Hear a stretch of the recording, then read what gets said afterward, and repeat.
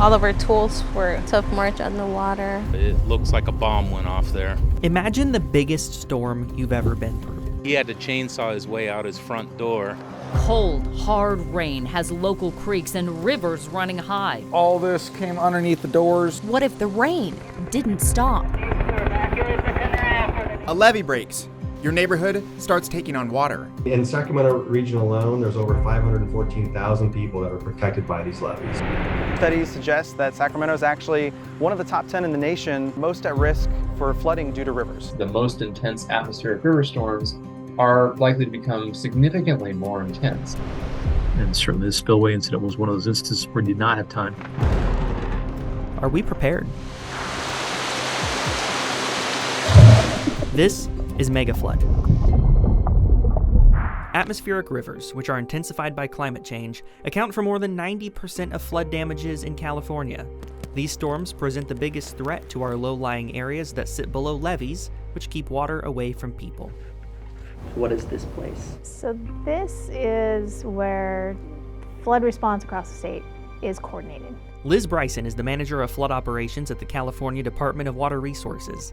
Liz and DWR lead the state's flood response. When activated, people pack this relatively small and unassuming room right here in Sacramento. One big part of what we do during high water is facilitate discussions between reservoir operators, because those releases into the rivers could have major impacts downstream. So we want to make sure that all the appropriate agencies are in the conversation, and so they're not just making decisions in silos.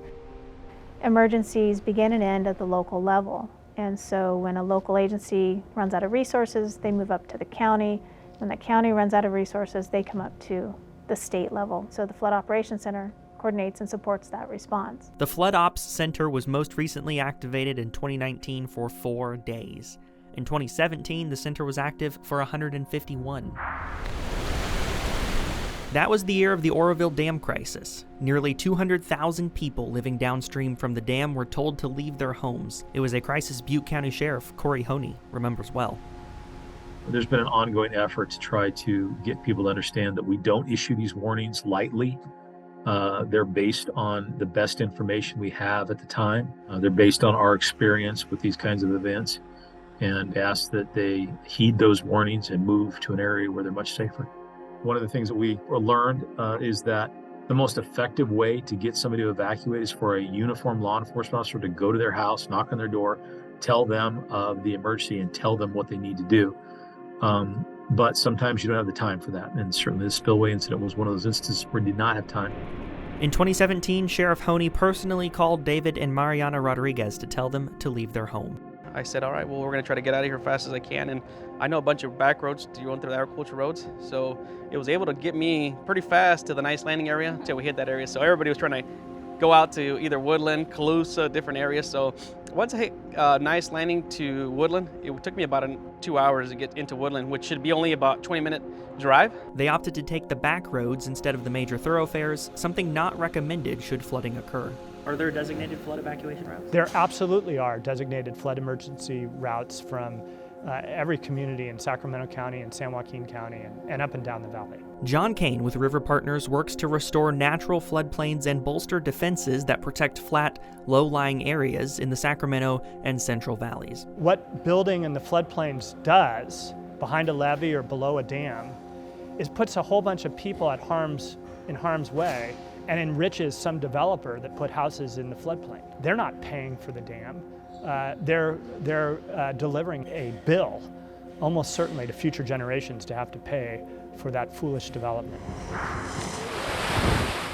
Following the Hurricane Katrina disaster in Louisiana, officials put a building moratorium on Sacramento's Natomas neighborhood until 2015 over concerns the levees were not strong enough to help hold back the American and Sacramento rivers.